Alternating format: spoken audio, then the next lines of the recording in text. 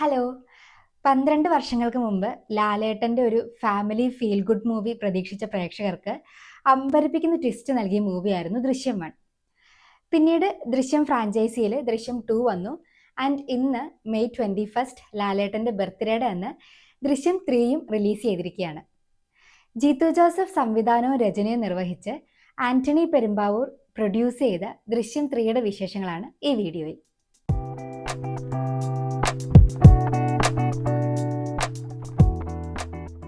Cinema പ്രതീക്ഷിച്ചതിലും അതിഗംഭീരമായിരുന്നു. പൊതുവെ super hit മൂവീസിൻ്റെ ഒക്കെ സീക്വൽസ് വരുമ്പോൾ ഒരു ആശങ്ക തോന്നാറുണ്ട്. കാരണം ആൾക്കാരുടെ എക്സ്പെക്റ്റേഷൻസ് വളരെ കൂടുതലായിരിക്കും. ഒരു ചെറിയ പിഴവ് പോലും അവരെ വലിയ രീതിയിൽ നിരാശപ്പെടുത്തും. കാരണം എപ്പോഴും അവർ ആ സൂപ്പർ ഹിറ്റ് മൂവി ആയിട്ടായിരിക്കും ഇതിനെ കമ്പയർ ചെയ്യുക. അത് പൊതുവെ കാസ്റ്റിനാണെങ്കിലും ഒരു ബാധ്യത ക്രിയേറ്റ് ചെയ്യാറുണ്ട്.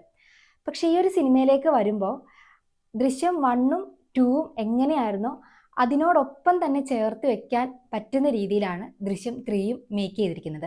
ദൃശ്യം എന്ന മൂവിയുടെ ഏറ്റവും വലിയ ഒരു പോസിറ്റീവായിട്ട് എനിക്ക് തോന്നിയത്, ഏത് രീതിയിൽ വേണമെങ്കിലും ഇതിൽ നിന്ന് ഒരു ത്രെഡ് ഉണ്ടാക്കി ക്രിയേറ്റ് ചെയ്യാൻ പറ്റുന്ന രീതിയിലാണ് ഈ ഒരു സിനിമ മേക്ക് ചെയ്തിരിക്കുന്നത്. ഒരുപാട് പോസിബിലിറ്റീസ് ഉള്ളത് കൊണ്ട് എന്തായിരിക്കും ദൃശ്യം 3യിൽ എന്ന് അറിയാനുള്ള ഒരു ആകാംക്ഷ ഉണ്ടായിരുന്നു. ആൻഡ് ഒട്ടും പ്രതീക്ഷിക്കാത്ത രീതി തന്നെയാണ് 3യുടെ സ്റ്റോറി പോയിട്ടുള്ളത്. ട്രെയിലറിൽ എന്താണോ പ്രതീക്ഷിച്ചത് അതായിരുന്നില്ല സിനിമയിൽ. അതുകൊണ്ട് തന്നെ ഒരു പുതുമയും വ്യത്യസ്തതയൊക്കെ ഫീൽ ചെയ്യുന്നുണ്ടായിരുന്നു.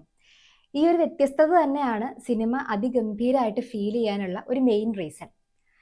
നല്ല രീതിയിൽ ഒരു കണ്ടിന്യൂറ്റി മെയിൻറ്റെയിൻ ചെയ്യാനായിട്ട് ദൃശ്യം 3യിൽ സാധിച്ചിട്ടുണ്ട്.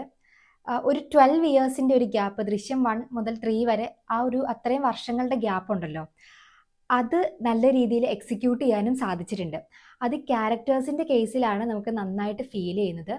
എസ്തറിൻ്റെ ഒക്കെ ഒരു ക്യാരക്ടർ, ആളുടെ ഡയലോഗ് ഡെലിവറി, ആളുടെ പേഴ്സ്പെക്റ്റീവ്, അതെല്ലാം നല്ല രീതിയിൽ സിനിമയിൽ ഉപയോഗിച്ചിട്ടുണ്ട്. ഈ ഒരു 12 വർഷങ്ങളായിട്ടും വലിയ മാറ്റങ്ങളൊന്നും സംഭവിക്കാത്ത ഒരേ ഒരു ക്യാരക്ടറാണ് സിനിമയിലുള്ളൂ, അത് റാണിയാണ്. ആൻഡ് അങ്ങനെ മാറ്റങ്ങളില്ലാതെ നിലനിർത്തിയത് ഒരു ബ്രില്യൻറ്റ് മൂവായിട്ടാണ് എനിക്ക് തോന്നിയത്. ആളുടെ ആ ഒരു സ്വഭാവത്തിനും ക്യാരക്ടറിനും ഒക്കെ അത് ആപ്റ്റായിരുന്നു. വളരെ യാഥാസ്ഥിതിക ചിന്താഗതിയുള്ള ഒരു സാധാരണക്കാരിയായ വീട്ടമ്മ, വീട്ടിൽ മാത്രം ഒതുങ്ങിക്കൂടുന്ന ഒരു വീട്ടമ്മയ്ക്ക് വലിയ മാറ്റങ്ങളൊന്നും വരാനില്ലല്ലോ. അതൊരു ബ്രില്യൻറ്റ് മൂവായിരുന്നു. മറ്റേതൊരു പോസിറ്റീവിലേക്ക് കടക്കുന്നതിന് മുന്നേ പറയേണ്ട ഒരു കാര്യമാണ് ബാക്ക്ഗ്രൗണ്ട് സ്കോർ. സിനിമയുടെ മ്യൂസിക് എനിക്ക് തോന്നുന്നു ഒരു പാട്ട് മാത്രമേ ഉള്ളൂ, പക്ഷെ അത് അത്ര ക്യാച്ചി ആയിട്ടൊന്നും തോന്നിയില്ല. ഒറ്റ തവണ മാത്രമേ കേട്ടുള്ളൂ. അതിന് മുന്നേ എനിക്ക് തോന്നുന്നു യൂട്യൂബിലൊന്നും റിലീസ് ചെയ്തിട്ടില്ല. പക്ഷേ ബാക്ക്ഗ്രൗണ്ട് സ്കോർ അസാധ്യമായിരുന്നു. ഈ സിനിമ ക്രിയേറ്റ് ചെയ്യുന്ന ഒരു മൂഡിന് വളരെ സ്യൂട്ടബിൾ ആയിട്ട് പോകുന്ന ഒരു ബാക്ക്ഗ്രൗണ്ട് സ്കോർ ആയിരുന്നു.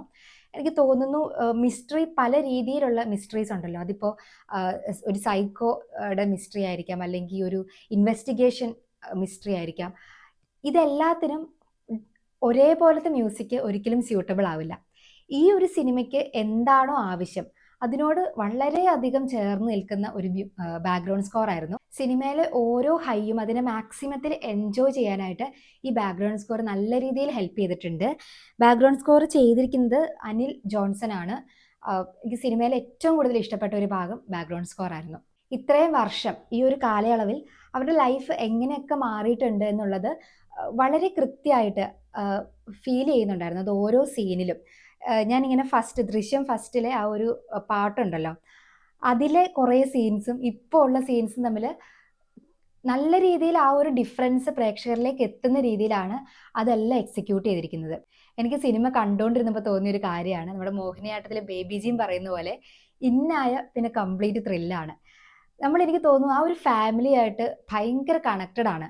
അതുകൊണ്ട് തന്നെ ജോർജ് കുട്ടിയുടെ ഓരോ വിജയങ്ങളും നമ്മൾ ഭയങ്കരമായിട്ട് ആഘോഷിക്കുകയും അത് നമ്മുടെ ഒരു പേഴ്സണൽ വിന്നായിട്ട് കാണുകയും ചെറിയ ചെറിയ പരാജയങ്ങൾ വലിയ രീതിയിൽ ഒരു പിരിമുറുക്കം ഫീൽ ചെയ്യുകയും ചെയ്യുന്നത് ഇത്രമാത്രം നമ്മൾ കണക്റ്റഡ് ആയതുകൊണ്ടാണ്. തിയേറ്ററിൽ ആ ഒരു ഓഡിയൻസിന്റെ റെസ്പോൺസിൽ നിന്ന് അത് നല്ല രീതിയിൽ മനസ്സിലാവുന്നുണ്ടായിരുന്നു. സിനിമയ്ക്ക് പോകുന്നതിന് മുന്നേ തന്നെ ഞാൻ ആഗ്രഹിച്ച, ഈ ഒരു ട്രെയിലർ കണ്ടപ്പോൾ തന്നെ ഞാൻ ആഗ്രഹിച്ച ഒരു കാര്യമാണ്, ജിത്തു ജോസഫിന്റെ ഈ ഇടയായിട്ട് ഇറങ്ങിയ സിനിമകളിലൊക്കെ ട്വിസ്റ്റിന്റെ ഒരു അതിപ്രസരമുണ്ട്. ആവശ്യത്തിനും അനാവശ്യത്തിനും ഒക്കെ ഒരുപാട് ട്വിസ്റ്റുകൾ കുത്തി നിറയ്ക്കുന്ന ഒരു രീതി, അത് ഈ സിനിമയിൽ ഉണ്ടാവരുതേ എന്ന് ഞാനിങ്ങനെ പ്രാർത്ഥിച്ചിരുന്നു.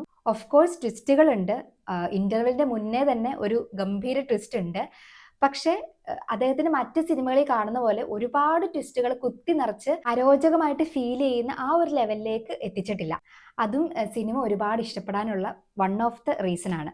ദൃശ്യം 1 ആൻഡ് 2 നിന്ന് ഡിഫറെൻ്റ് ആയിട്ട് പ്രേക്ഷകന് ചിന്തിക്കാനുള്ള ഒരു സ്പേസ് ഈ ഒരു സിനിമയിൽ കൊടുത്തിട്ടുണ്ട്. അത് എന്താന്നുള്ളത് പറഞ്ഞു കഴിഞ്ഞാൽ സ്പോയിലേഴ്സ് ആയി പോവും. പക്ഷേ നമുക്ക് കുറച്ച് ചിന്തിച്ച് കാര്യങ്ങൾ വിലയിരുത്താനുള്ള ആ ഒരു സ്പേസ് ഈ സിനിമയിലുണ്ട്. ചില കാര്യങ്ങൾ തെറ്റാണോ ശരിയാണോ, മറ്റൊരാളുടെ പേഴ്സ്പെക്റ്റീവിൽ നിന്ന് ചിന്തിക്കുക, ഇങ്ങനത്തെ കുറച്ച് വിശകലനങ്ങൾ ചെയ്യാനുള്ള ഒരു സ്പേസ് സിനിമയിലുണ്ട്. ഈ സിനിമയിൽ ഒരുപാട് ഇമോഷൻസിലൂടെ ആ ഒരു ഫാമിലി കടന്നു പോകുന്നുണ്ട്. ആ ഒരു ഫാമിലി മാത്രമല്ല, പല ആൾക്കാരും ഒരുപാട് ഇമോഷൻസിലൂടെ കടന്നു പോകുന്നുണ്ട്. പല മൂവീസിലും ഇപ്പോൾ ഒരു ഇമോഷണൽ സൈഡ് കാണിക്കുമ്പം ആൾക്കാർക്ക് ഒരു ലാഗ് അടിക്കുന്ന പോലെ ഫീൽ ചെയ്യാറുണ്ട്. പക്ഷേ ഈ ഒരു സിനിമയിൽ അങ്ങനെ ലാഗ് എനിക്ക് തീരെ ഫീൽ ചെയ്തിട്ടില്ല. മാത്രമല്ല, എല്ലാവരുടെ ഇമോഷൻസും കൂടെ നമുക്കും കൂടെ ഒരു പാർട്ടാവാൻ പറ്റുന്ന രീതിയിലാണ് സിനിമ മേക്ക് ചെയ്തിരിക്കുന്നത്. അതെന്ത് മാജിക് ആണെന്ന് എനിക്കറിയില്ല. പക്ഷേ ആ സിനിമയിൽ നമ്മളൊരു ഭാഗമാണ് എന്ന് ഫീൽ ചെയ്യിക്കുന്ന രീതിയിലാണ് സിനിമയുടെ ഒരു മേക്കിംഗ്. ഇതിനൊരു നെക്സ്റ്റ് സീക്വലും കൂടെ ഉണ്ടാവാനുള്ള ഒരു ചാൻസ് ലീവ് ചെയ്തിട്ടാണ് സിനിമ എൻഡ് ചെയ്യുന്നത്. ഹോപ്പ്ഫുള്ളി ജോർജ് കുട്ടിയുടെ ഒരു യുദ്ധം ഇനിയും തുടരും എന്ന് വേണം പ്രതീക്ഷിക്കാൻ.